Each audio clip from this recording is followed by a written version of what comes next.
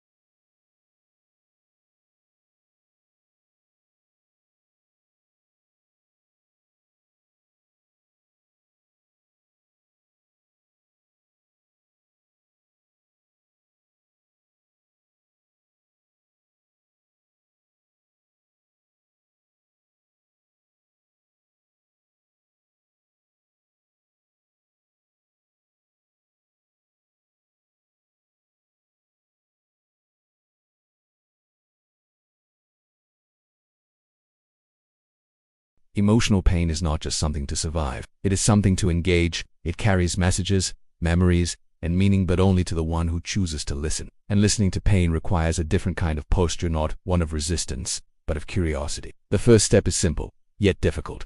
Stop running. Stop numbing. Stop distracting yourself long enough to ask, what is this pain actually trying to say? Most of us are trained to avoid this. From childhood, we're taught that tears are a weakness, that strong people move on quickly, that happiness is the goal, and sadness a mistake. But what if sadness is sacred? What if anxiety is the soul's alarm bell? What if emotional discomfort is not a malfunction but a signal? Begin with stillness, not passive silence, but attentive presence. Sit with your pain, not to wallow in it, but to witness it. Name what you're feeling. Give it language.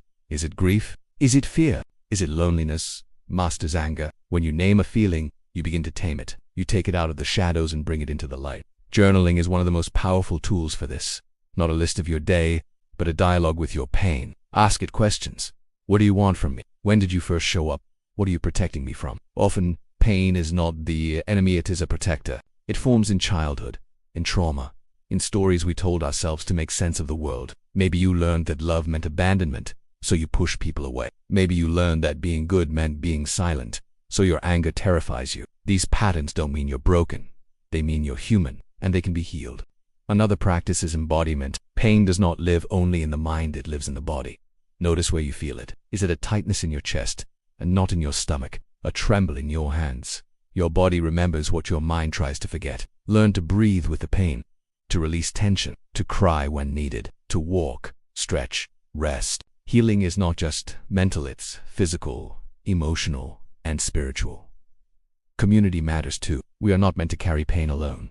Share your story with someone safe. Let yourself be seen, not only in your strength, but in your struggle. Sometimes, being heard is more healing than being helped. And finally, learn to sit in the mystery. Not all pain has quick answers. Some wounds do not resolve, some questions do not find closure, they become the ground of compassion. Let your unanswered pain soften you, not harden you. Let it stretch your empathy, deepen your presence, slow your pace. This is how pain transforms, not when it disappears, but when it opens something deeper in you. In the final part, we'll explore how to live beyond pain, not by forgetting it, but by integrating it, by becoming someone who no longer fears emotional suffering, but walks with it as part of a wiser, more meaningful life. To live beyond pain does not mean forgetting it. It does not mean that the wounds vanish or the sadness disappears. It means that the pain is no longer the whole story. It becomes part of you, not as a curse, but as a companion, a scar that speaks, not of weakness, but of survival. A reminder, not of what broke you, but of what shaped you. Wholeness is not the absence of pain, it's the integration of pain. It's the point at which you no longer see your suffering as the enemy, but as a part of the path. The brokenness you once hid becomes the beauty you now carry. The fear you once avoided becomes the compassion you now offer. You no longer need to pretend you're untouched by life. You become something better than perfect. You become real. And real people, scarred people, are the ones who can love most deeply. They are the ones who sit with others in their pain, not trying to fix it, but willing to stay. They are the ones who bring stillness to chaos, because they've lived in storms. They are the ones who speak gently, because they know what it's like to feel unheard. Living beyond pain means you now walk with it, not against it. It becomes a teacher that walks beside you, and it teaches you to slow down, to listen more, to live with less noise, less pretending, less control. You realize you don't need to be perfect to be worthy. You don't need to be always happy to be valuable. You don't need to have it all figured out to help others find hope. You need only to be present, to be honest, to be open. There is great power in choosing to carry your pain with grace, not as a burden, but as a part of your story that deepened your soul. There is even greater power in offering that grace to others, in becoming a safe place, a listening heart, a quiet presence in someone else's storm. This is how pain becomes purpose, not in spite of the suffering, but because of what it opens. You're not broken, you're becoming. Becoming someone who has walked through darkness and still holds light, someone who has doubted and still chose love, someone who has grieved and still opens their heart, someone who knows that pain is not the end but the beginning of something deeper. If this message resonated with you, subscribe to the Sower of Meaning. This is a space for healing, for inner depth, for spiritual growth through suffering. Leave a comment. What has your pain taught you? And remember, you are not broken. You are being rebuilt into something sacred. There is a sacred strength that rises in people who have walked through pain and refuse to let it turn them bitter. They carry a quiet kind of power, not the kind that comes from dominance, but from depth, the kind of strength that doesn't need to shout, because it has nothing to prove. These are the people who carry their emotional wounds, not as shame but as sacred markings. They are not broken, they are broken open. And in that openness, they make room for others to heal. This is the paradox of pain. It can isolate you, but it can also connect you more deeply to others. When you've suffered, you recognize the hidden suffering in others.